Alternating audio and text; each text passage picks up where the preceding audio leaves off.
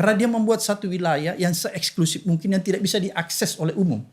Dan dia meminggirkan penduduk lokal yang sudah bertahun-tahun, sudah beranak pinak, sudah turun-temurun di situ harus terpinggirkan dan kehilangan pekerjaan.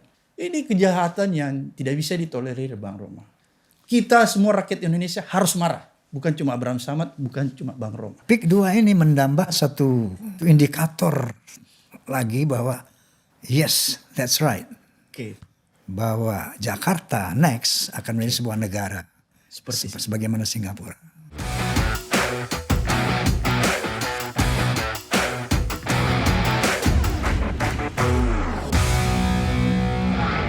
Assalamualaikum warahmatullahi wabarakatuh.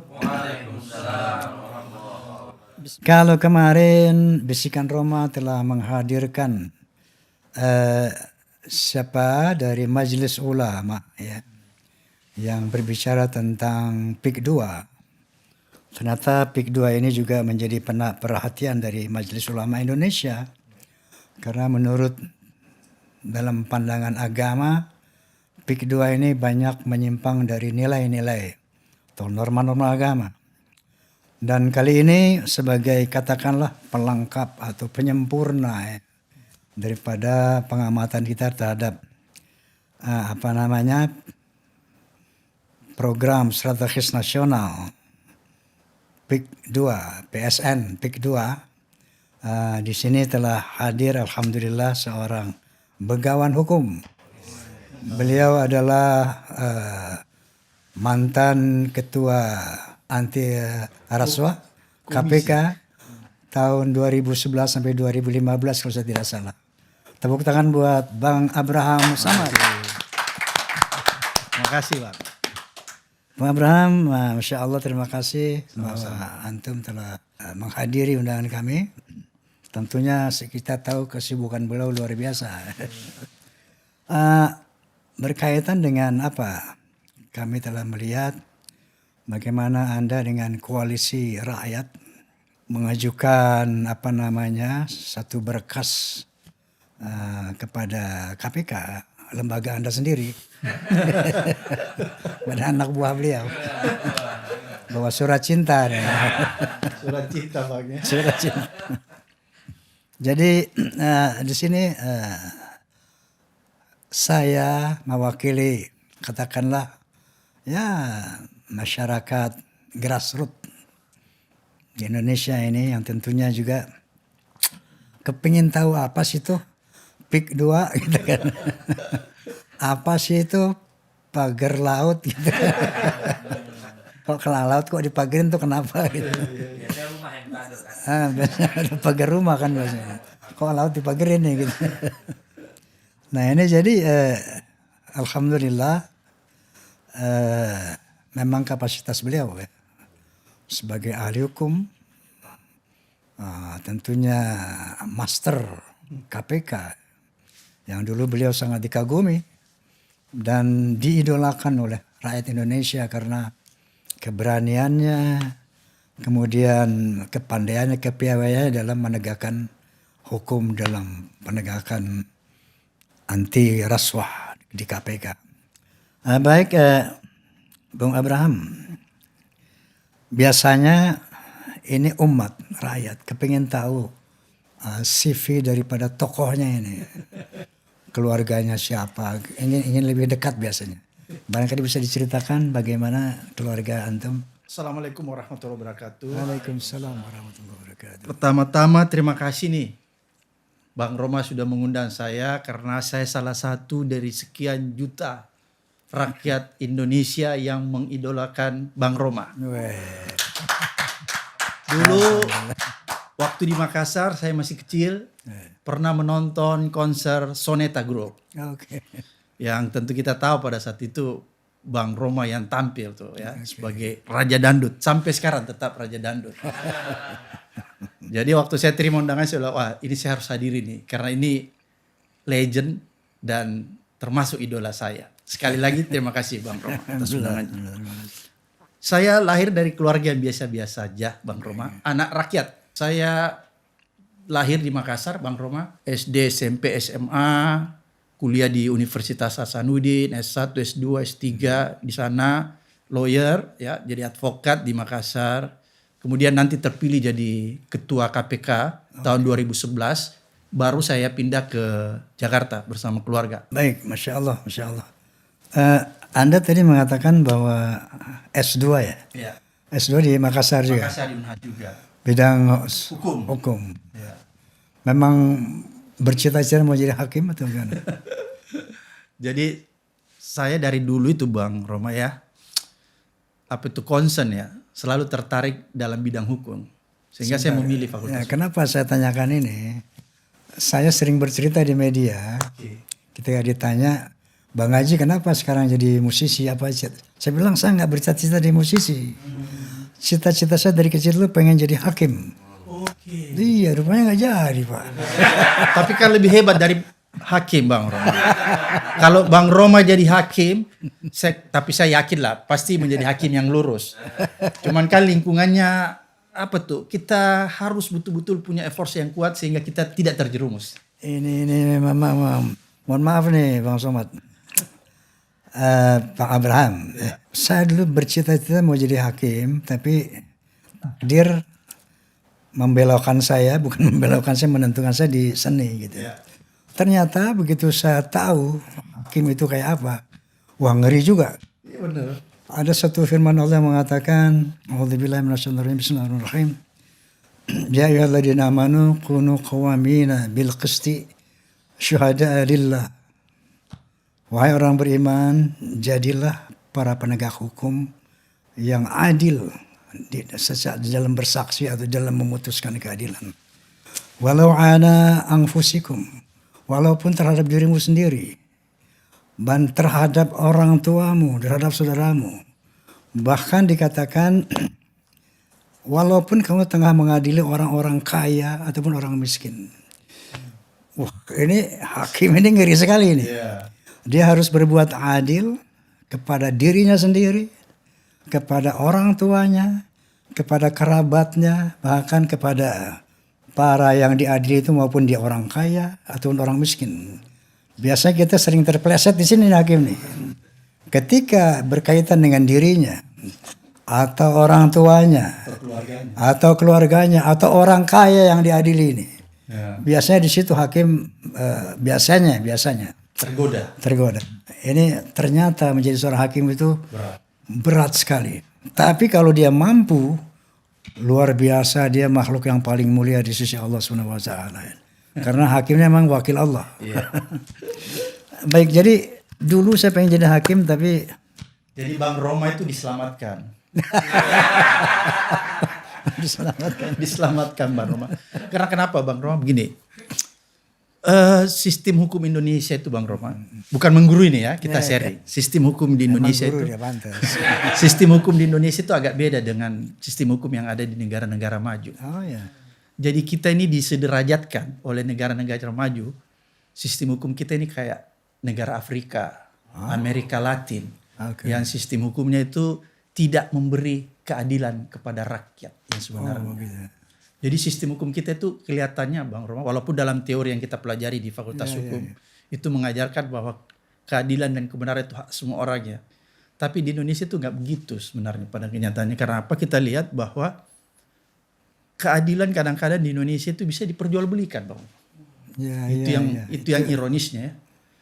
Dan kadang-kadang dia lebih berpihak kepada orang yang berkuasa. Contoh nih Bang Roma. Kalau misalnya ada seseorang yang bersengketa di polisi, dia mengadukan orang kuat ke polisi, kadang-kadang orang yang lemah itu tidak mendapat keadilan. Kadang-kadang. Bukan kadang-kadang, sering.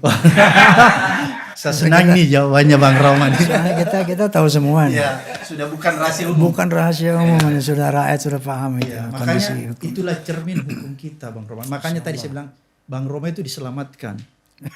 Saya tidak bisa membayangkan kalau Bang Roma itu jadi hakim. Gitu. Bercanda Bang Roma. Iya, jadi Masya Allah. Jadi apa yang Bang Somad katakan ini itu sahih.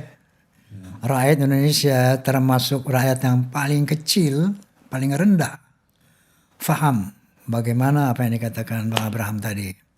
Jadi tentunya ini kan merupakan perjuangan yang nggak pernah selesai. Iya, gitu. Bang. Oke, kita ke PIK 2 nih, Bang Abraham. Apa yang Anda lihat di PIK 2 ini, entah dari ada korupsinya, kolusinya, kemudian suap menyuap dan sebagainya.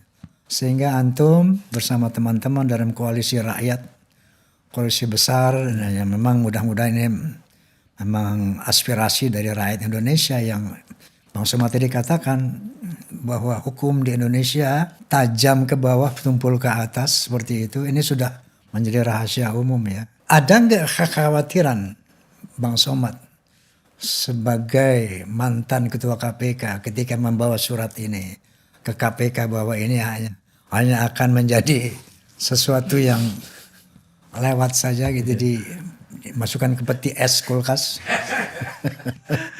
Ini menarik nih pertanyaan Bang Roma ini. Dan semua orang pasti punya asumsi seperti itu Bang Roma. Ya.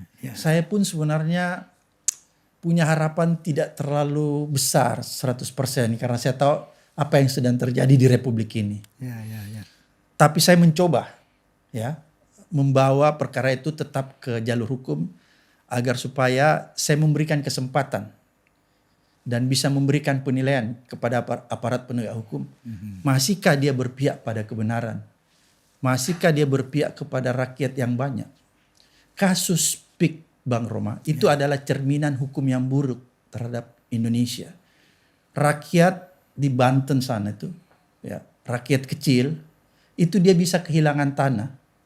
Sumber mata pencarian dia. Misalnya tadi dia petani, tiba-tiba tanahnya diambil oleh PIK, diganti dengan seenaknya. Kalau dia nggak setuju, caranya itu Bang Roma, duitnya dititipkan ke pengadilan. Tanahnya langsung diambil, diuruk, dan dijadikan proyek. Kenapa bisa terjadi seperti itu? Karena wilayah itu sudah ditetapkan pemerintah sebagai PSN, Proyek Strategis Nasional. Ketika sebuah wilayah ditetapkan sebagai PSN, maka di situ tidak ada ruang untuk bisa berkompromi antara misalnya orang yang mau membeli sama orang yang mau menjual tanahnya. Jadi otoritas bisa datang dari pengembang yang diberikan hak terhadap proyek strategis nasional itu. Siapa pengembang yang diberikan hak di dalam wilayah PSN itu? Agung Sedayu Group yang mengelola itu. Sehingga dia bisa dengan semena-mena Bang, mengusir rakyat lokal yang ada di sana tanpa peduli sawahnya diambil. Kalau dia nggak mau, duitnya dititipkan di pengadilan, gitu kan? Nelayan kesulitan menangkap ikan lagi karena ada sebagian wilayah lautnya yang sudah ditimbun dan lain-lain sebagainya dan dipagar dan lain sebagainya. Apakah ini bukan kejahatan kemanusiaan? Saya memandang PIK ini bukan sekedar kejahatan yang biasa Bang. Tapi dia ini sebuah kejahatan yang luar biasa. Extraordinary. Iya, kejahatan kemanusiaan. Selain itu saya melihat ada praktek korupsi di dalamnya. Apa itu? Saya melihat begini. Seharusnya sebuah wilayah ketika ditetapkan sebagai proyek strategis nasional, dia harus memenuhi beberapa kriteria. Salah satu kriteria bahwa proyek itu yang akan ditetapkan sebagai PSN haruslah diperuntukkan dan harus dimanfaatkan untuk sebesar-besarnya bagi kepentingan publik, kepentingan umum. Pertanyaan saya, Bung Roma, apakah wilayah di PIK yang ditetapkan sebagai PSN itu betul-betul wilayah yang diperuntukkan secara umum? Kan enggak. Beda misalnya kalau Bang Roma ya, kalau misalnya ada waduk nih dibangun, ditetapkan sebagai proyek strategis nasional, itu kan dia bermanfaat. Betul. Digunakan untuk kepentingan umum, untuk pertanian dan persawahan, untuk dialiri irigasi. Betul. Atau misalnya PSN LRT, ya, LRT, ya, MRT yang di Sudirman ya. Itu tepat kalau ditetapkan sebagai proyek strategis nasional karena dia untuk kepentingan umum. Betul. Walaupun Agung Sedayu itu berdalil bahwa PSN yang ditetapkan di wilayah PIK itu memang akan dijadikan proyek strategis nasional untuk hiburan, pariwisata. Tapi itu kan nanti. Tapi yang terjadi sekarang, sebelum proyek itu dibuat, yang terjadi penggusuran-penggusuran, dan di wilayah itu terlebih dahulu dibangun perumahan elit. Itu kan yang menurut saya ada sesuatu. Dan perumahan elit itu dibuat se-eksklusif mungkin, tidak memberi akses kepada penduduk lokal untuk bisa masuk di dalam. Dan siapa penghuni? Di dalam? Sudah bisa dijawab juga oleh Nah, itu orang-orang yang berduit, Bang Roma Irama. Karena harga tanahnya mahal. Kalau Bang Roma pasti punya duit, bisa beli di sana. Belum tentu juga. Belum tentu juga. Belum tentu juga. Ya. Jadi yang punya duitnya siapa? Masih bertanda tanya juga itu. Jadi yang punya duitnya siapa gitu. Jadi hanya orang-orang tertentu karena wilayah itu menjadi wilayah eksklusif. Satu.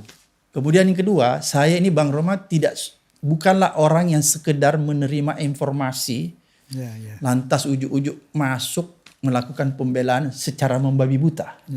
Tapi saya orang yang kebiasaan dari dulu selalu melakukan investigasi ke lapangan.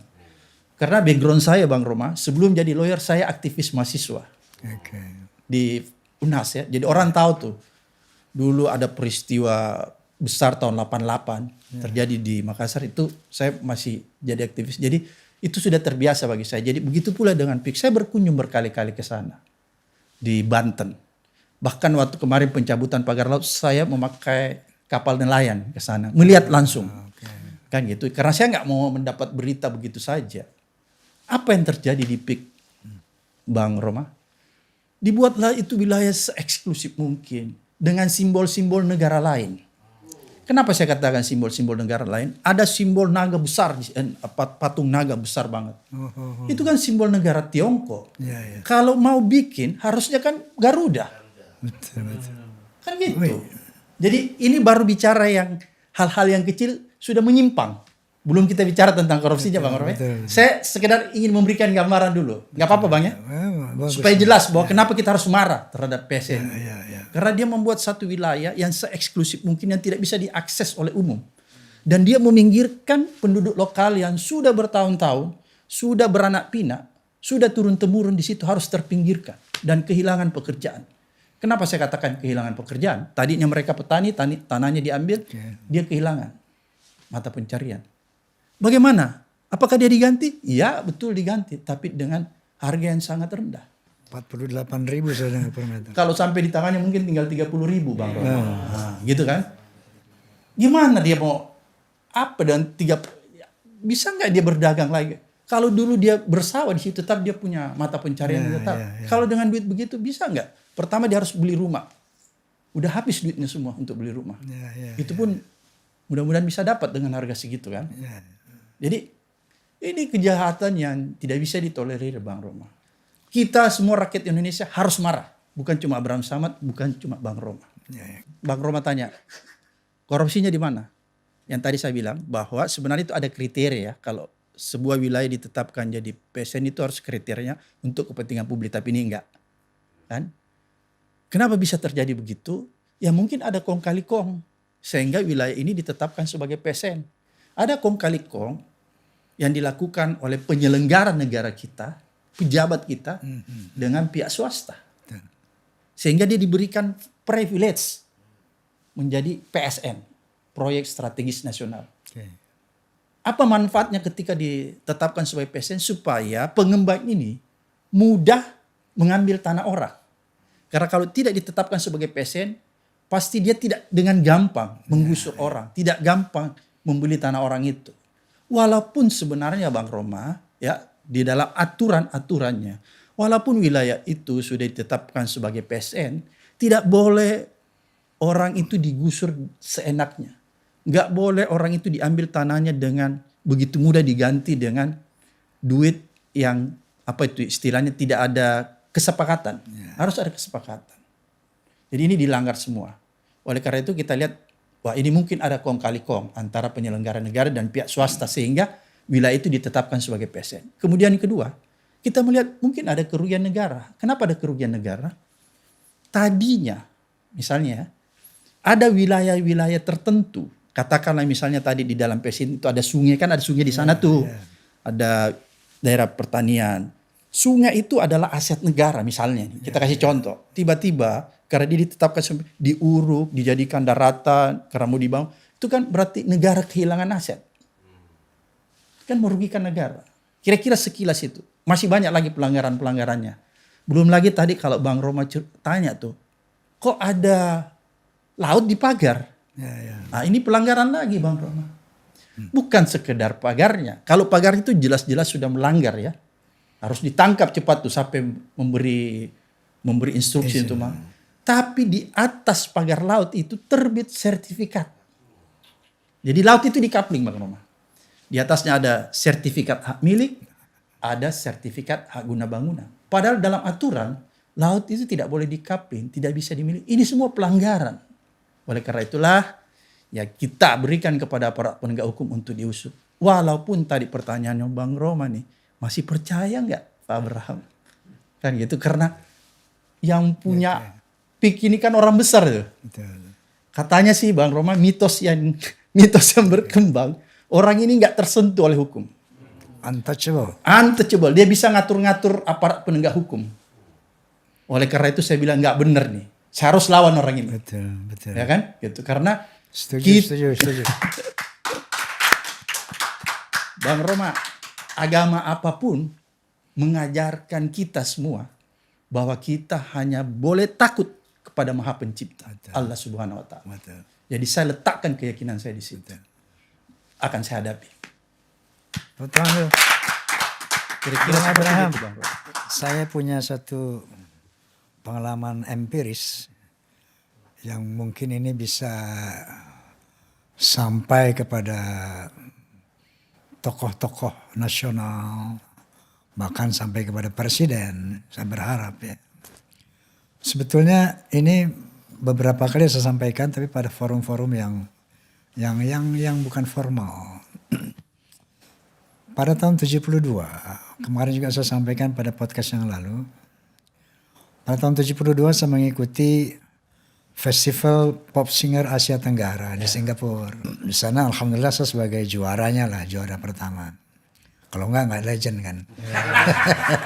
Luar biasa. Oke, jadi tapi bukan itu yang penting, bahwa selama saya di Singapura, saya tinggal dengan di rumahnya tokoh Melayu Singapura. Oke. Namanya Tengku Ghazali Ismail. Beliau ini tokoh Melayu di Singapura. Setiap malam setelah acara itu saya selalu berbincang sama beliau. Dia selalu mengatakan begini, Bang Haji kirim salam sama Bang Ali Sadikin. Ya. Waktu itu gubernur DKI. Ya, paham. Hati-hati terhadap bahaya kuning. Ya. Karena saya melihat grand skenario di Singapura, menurut beliau nih, bahwa Jakarta akan disingapurakan. Itu tahun 70 sudah begitu. 72. Ya. Ya, bahwa Jakarta akan disingapurakan, artinya akan dijadikan sebuah negara seperti Singapura. Ya. Kan negara Cina seperti Singapura. Itu wanti-wanti beliau. Kita duduk satu malam bicara itu. Besok itu lagi. Ditekankan betul. Jangan sampai Bang Haji, Jakarta seperti kita ini di sini Singapura. Dulu Singapura ini negara Melayu, Malaysia. Tapi sekarang Anda lihat, ini setelah menjadi negara orang lain di sini. Jangan sampai Jakarta seperti itu, karena dibilang ada grand skenario bahwa hati-hati tetap bahaya kuning. Nah dari sana saya sampaikanlah kepada beliau kan, Bang Ali Sadikin. Ya, dia bilang ya pastilah beliau udah tahu kan itu. Dari tahun 72 sampai beberapa puluh tahun kemudian, saya melihat ini in progress ini. Bahwa akan menjadi negara baru, ini in progress. Ya. Saya melihat bahkan sampai sekarang. Ya. Ya. PIK 2 satu indikator yang sangat kuat bahwa ada skenario itu. Kemudian ketika ibu kota dipindahkan ke IKN, apa ini ada kaitannya ya dengan pensingapuraan Jakarta. Ya. Ketika Jakarta sudah tidak lagi menjadi ibu kota, pusat pemerintahan beralih ke IKN. Ini kosong ini. Sementara Bank Dunia telah mengatakan, kalau nggak salah saya 74% tanah di Jakarta sudah milik mereka. 74% properti di Jakarta milik mereka. Nanti IKN berjalan, lalu kantor-kantor kementerian tuh milik siapa? Perumahan-perumahan kementerian milik siapa? Istana milik siapa? Dan sebagainya. Ini menjadi suatu pertanyaan besar, dan ketika kita flashback kepada ungkapan Teguh Ghazali Ismail, ini kayaknya in progress ini. Jadi kenyataan. Kayaknya akan menuju ke sana. Okay. Bahwa sangat boleh jadi nanti dari Makassar pakai paspor ke Jakarta. Ini yang kita khawatir, dan ternyata ya PIK 2 ini menambah satu indikator lagi bahwa yes, that's right. Okay. Bahwa Jakarta next akan menjadi sebuah negara sebagaimana Singapura. Menurut antum bagaimana? Bang Haji, saya ingin menyambung cerita Bang Haji. Tahun 2015 saya selesai di KPK. Tahun 2016 sampai 2 tahun saya itu bolak-balik ke Singapura. Ya, okay. Karena pekerjaan. Setiap saya pulang dan setiap saya datang mendarat di Singapura, di Changi, saya selalu bertemu sama seorang kepala maskapai penerbangan plat merah Indonesia. Okay. Dia selalu menemani saya berbincang kalau sebelum saya nunggu pesawat kan. Setiap perbincangan yang ada, dia selalu menunjukkan kepada saya tentang orang Melayu Singapura yang bekerja di bandara itu yang hanya sebagai pekerja-pekerja kelas menengah ke bawah. Yeah. Itu tahun 2016. Saya 2 tahun di sana bolak-balik Jakarta, Singapura. Setiap aku berkunjung ke sana, itu aja yang dia cerita kepada saya. Bang Abraham, lihat tuh saudara-saudara Melayu Singapura, dia terpinggirkan, dia termarginalkan. Sehingga dia cuma mendapatkan pekerjaan-pekerjaan yang kelas menengah ke bawah. Bukan kelas menengah ke atas yang level direktur, manager, itu bukan. Dia cuma jadi cleaning service dan lain-lain sebagainya. Padahal dulu itu tanah mereka. Okay. Itu tahun 2016. Dia bercerita kepada saya. 2 tahun saya bolak-balik, itu terus yang diceritakan. Saya hampir bosan mendengar cerita itu. Bahkan ketika itu saya selalu berpikiran, mungkin sahabat saya ini yang kepala perwakilan maskapai penerbangan plat merah di sana punya kekhawatiran yang berlebih-lebihan. Itu persepsi saya waktu itu. Saya bilang, waduh ini saudara saya terlalu berlebih-lebihan nih. Tapi akhirnya saya mencoba merenungkan apa yang dia katakan. Ternyata apa yang terjadi sekarang ini dan yang terjadi di PIK ini, gambaran kalau kita tidak waspada, maka Jakarta ini akan seperti Singapura. Penduduk lokal kita akan terpinggirkan. Oke, satu. Kemudian yang kedua, kalau PIK menyatakan dia buat tuh apa tuh sekarang di media sosial bahwa sudah mempekerjakan orang banyak, membangun. Kita harus tanya, siapa yang dia pekerjakan?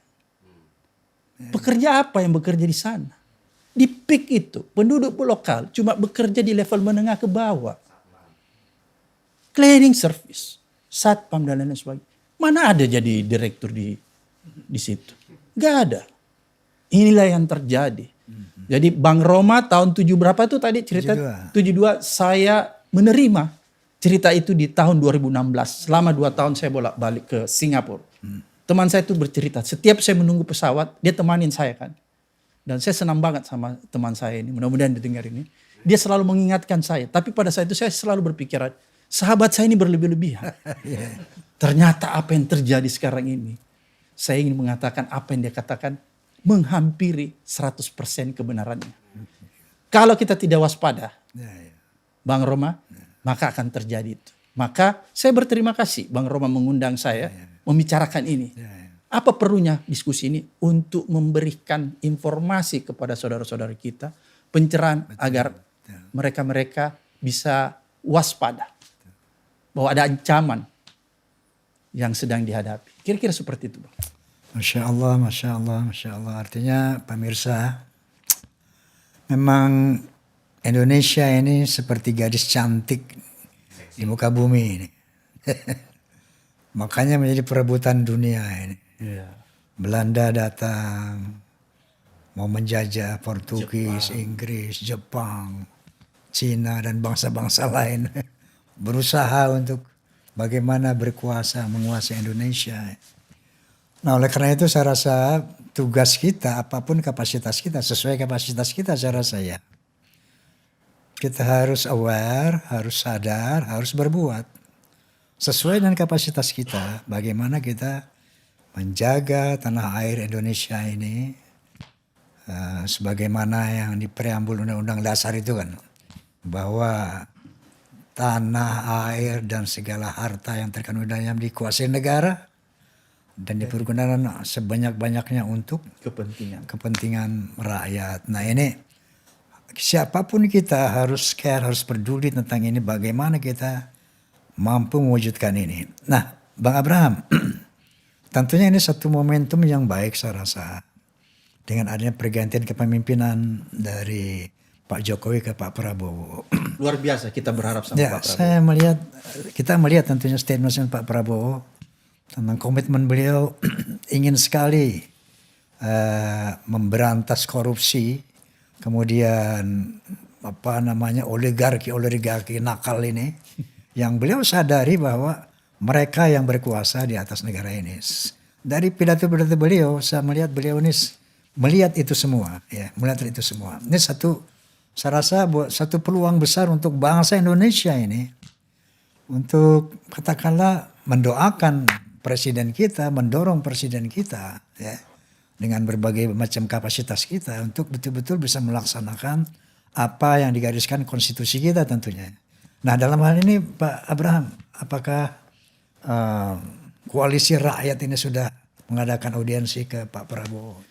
Ya pastikan kita melakukan lobby-lobby ya. Ada sebagian teman-teman yang punya tugas untuk melakukan lobby, memberikan informasi kepada Pak Prabowo tentang kondisi sekarang ini. Tapi kan sebenarnya Pak Prabowo pasti tahu lah. Pak Prabowo ini kan orang pintar. Pasti. Bukan presiden yang nggak punya kemampuan, tapi mereka luar biasa Pak Prabowo ini kecerdasannya, sehingga pasti dia bisa tahu persis. Oleh karena dia tahu sebenarnya, maka menurut saya dia bisa memerintahkan kan. Dia keluar memerintahkan bahwa bongkar itu pagar laut. Kan itu perintah langsung dari Pak Prabowo. Tadinya kan nggak ada yang bongkar tuh. Polisi apa nggak bongkar pada saat itu. Nanti ada perintah langsung dari Pak Prabowo kepada Angkatan Laut untuk membongkar. Baru dilaksanakan. Kan aneh. Seharusnya pekerjaan-pekerjaan begini nggak perlu Pak Prabowo disibukkan. Presiden ya. Iya kan kasihan kan Pak Prabowo ini. Harus dia hal-hal yang lebih besar. Tapi karena yang dibawa ini nggak bekerja dengan baik. Dan itu tadi. Mungkin mereka takut sama pengembang ini. Nggak berani. Nggak berani mengkutak-katik. Sehingga nanti Pak Prabowo yang perintahkan langsung kepada Angkatan Laut baru dibongkar. Itu kan pertanda Bang Haji ya. Bahwa memang pengembang ini luar biasa ya. Nggak ada orang berani sentuh tuh pagar laut tadinya. Kalau bukan Pak Prabowo yang perintahkan. Itu kan bukti. Bukan sekedar omong-omong kita di sini. Tapi bukti bahwa aparat penegak hukum nggak berani. Kalau dia berani kan dari awal dia udah bongkar. Kok ada Pak Laut di pagar? Kan setiap hari aparat hukum lewat di situ polisi. Kok nggak dibongkar-bongkar? Kenapa nanti ada perintah dari Pak Prabowo baru dia bongkar? Itu berarti dia takut sama pengembang ini. Karena pengembang ini ngatur-ngatur. Bang Haji. Oleh karena itu kita jangan diatur. Kenapa dia takut? Berarti terus nih. Iya kan? Ya itulah menurut saya. Ya kita tahu betul bahwa mungkin kekuasaan dia, ya kekuasaan duit dia bisa mengatur. Oleh karena itu pesan kita kepada orang ini bahwa kamu akan terus dilawan oleh rakyat. Kamu justru mengatur negara ini. Jadi konkretnya begini Bang Haji. Nggak boleh ada seseorang atau individu yang mengatur-ngatur negara ini. Nggak boleh ada seseorang atau individu yang mengatur-ngatur presiden. Saya akan lawan.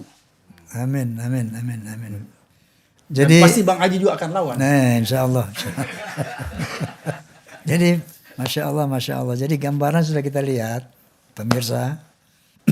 Ini memang Indonesia selama ini memang yang menjadi penguasa adalah pengusaha. Ya.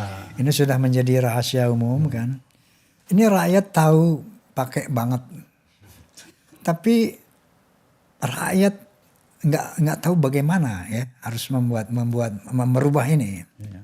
Nah, makanya saya katakan tadi ini momentum pergantian kepala negara ini kebetulan Pak Prabowo ini concern ya terhadap pemberantasan korupsi ini satu momentum yang baik yang harus digunakan oleh kita semua.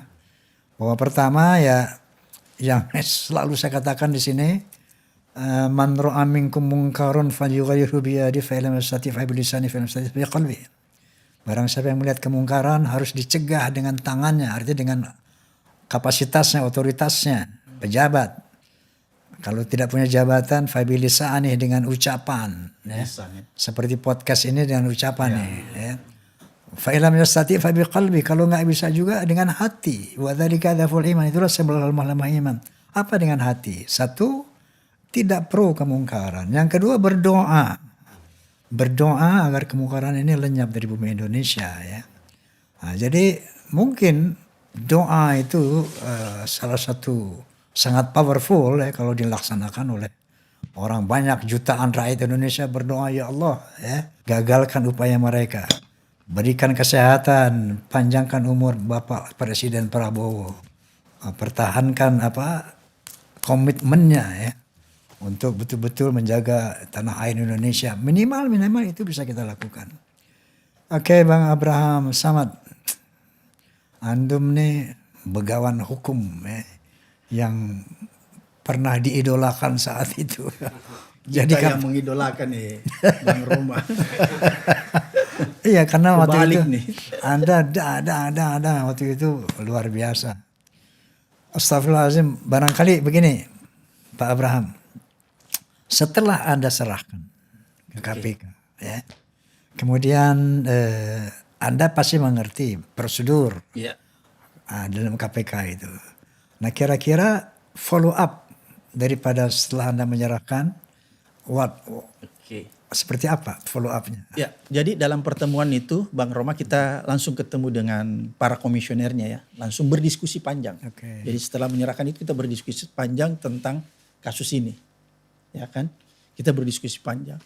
Sebenarnya saya terus terang tidak perlu terlalu menggurui teman-teman saya di KPK. Karena saya paham betul bahwa mereka pahamlah tentang pemberantasan korupsi, tentang tindak pidana korupsi. Mereka paham tentang alat bukti apa dan cuman satu yang kita harus dorong mereka.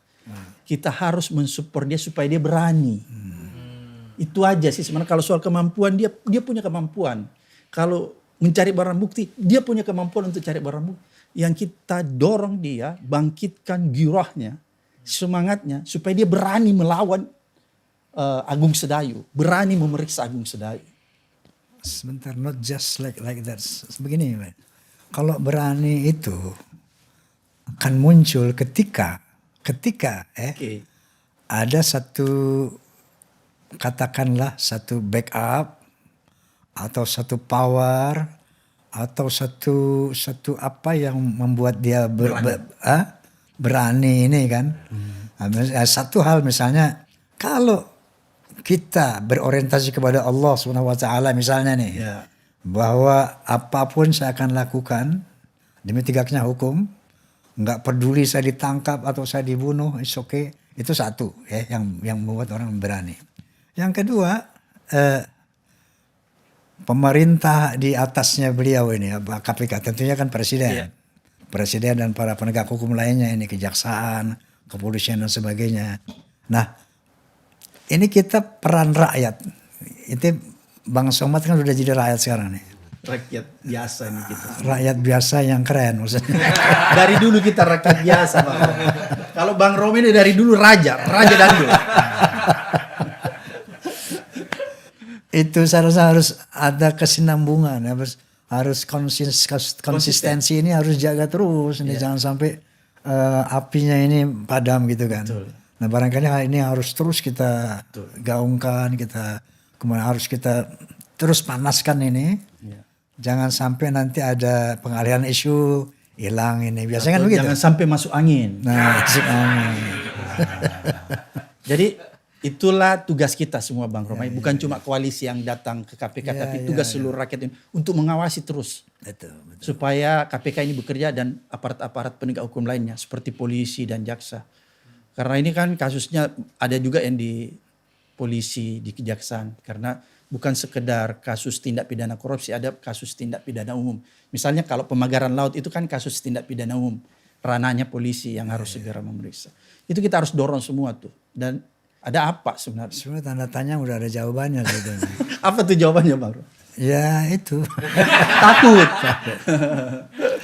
Oke Pak Samad, kita sering dengar di masyarakat ketika ada peristiwa yang merugikan rakyat, entah itu undang-undang, kebijakan, ataupun ya oligarki yang menguasai Indonesia, tapi tidak bisa diatasi oleh aparatur. Ya. Ini sering kita dengar ada people power. Ya, people power. Sejauh mana people power ini katakanlah bisa terjadi ya, dan efektif untuk memang bisa merubah satu situasi dan kondisi yang memang merugikan negara ini. Menurut pengamatan, analisa Bang Abraham seperti apa mengenai people power? Ya, ini menarik nih pertanyaan Bang Roma. Ketika kita berbicara mengenai people power, yang harus pertama-tama di kepala kita jangan mengartikan people power ini bahwa kita akan melakukan revolusi. People power ini adalah kekuatan rakyat. Betul. Ya, kekuatan rakyat untuk mengkritik. Bukan revolusi. Bukan revolusi. Catat ini, bukan revolusi. People power itu tidak selalu berarti revolusi. Evolusi ini. Ya. Tapi kekuatan rakyat ini pernah dibuktikan kemarin.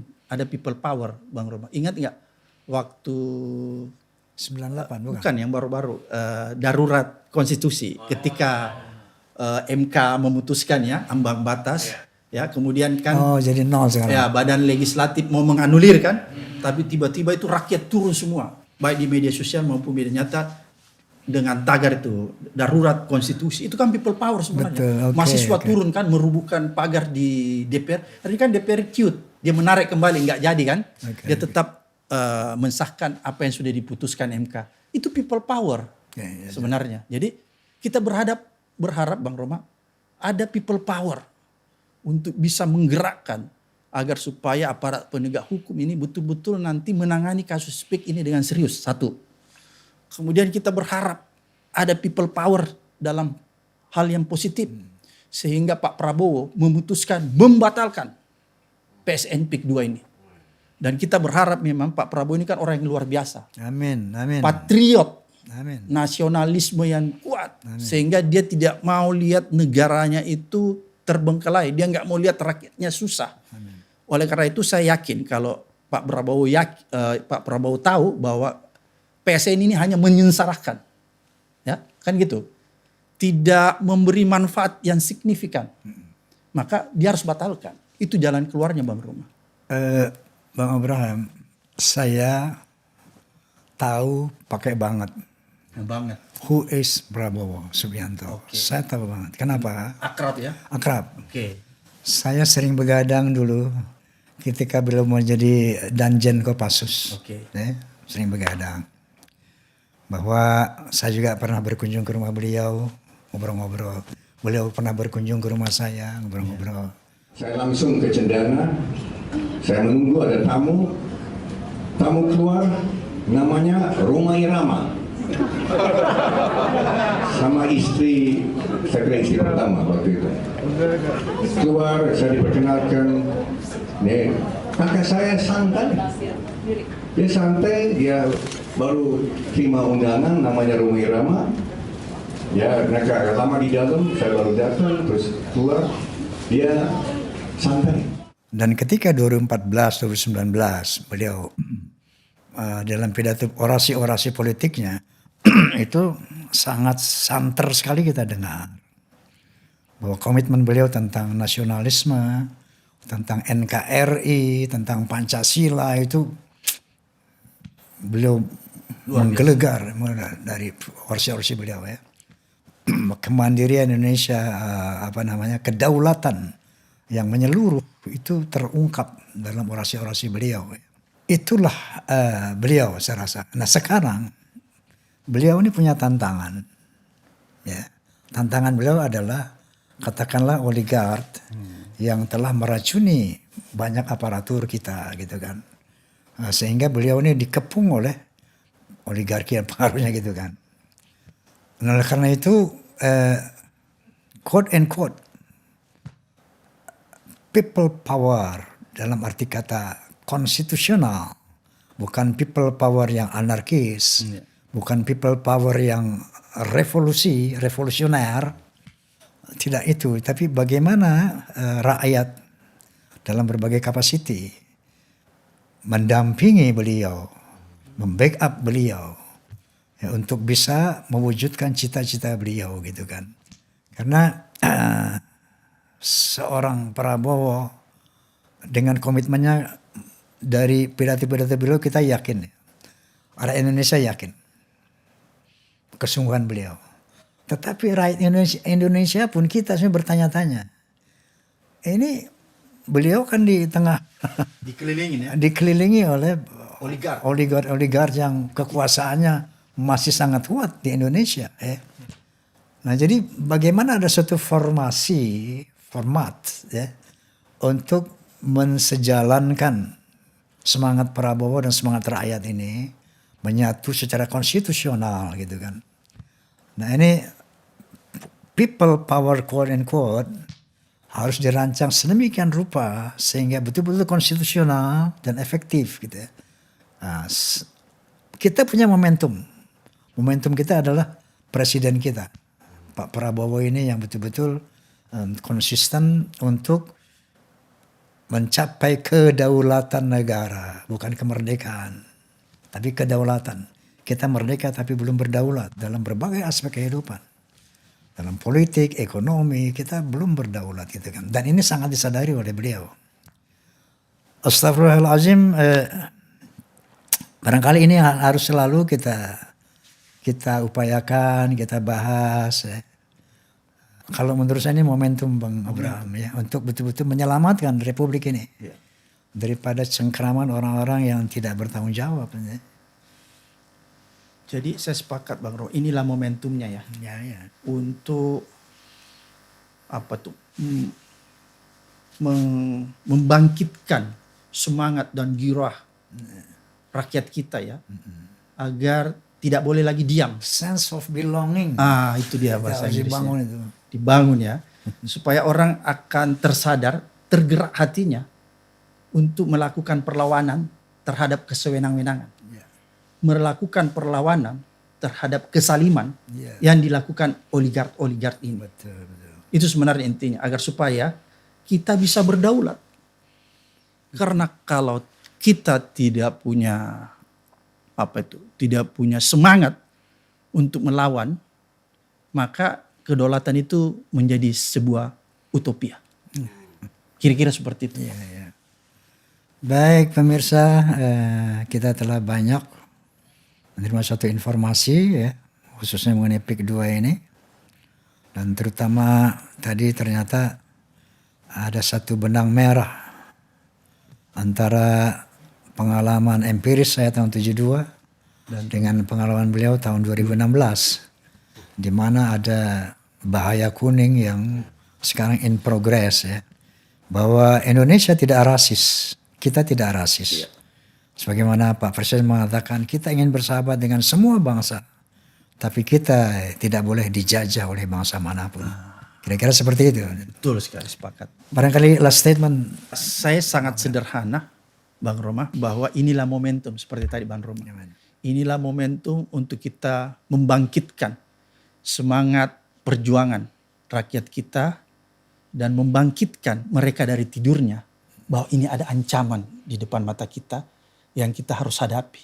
Karena kan selama ini Bang Roma, kita terlelap tidurnya sehingga kita tidak melihat ancaman ini. Momentum inilah kita bangunkan rakyat kita, bahwa hey saudara-saudaraku dari Sabang sampai Merauke, kamu harus bangun.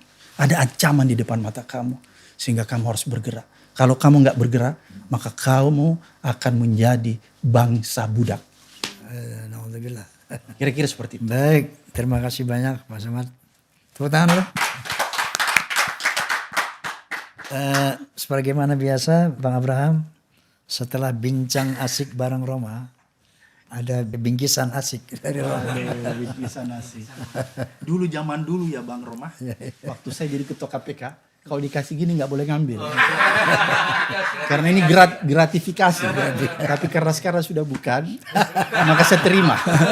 Karena ini sarung, dipakai untuk sholat. Kira-kira seperti itu Bang Roma. Oke, terima kasih banyak. Wallahul muwaffiq ila aqwamit thoriq. Billahi taufiq wal hidayah. Assalamualaikum warahmatullahi wabarakatuh. Waalaikumsalam.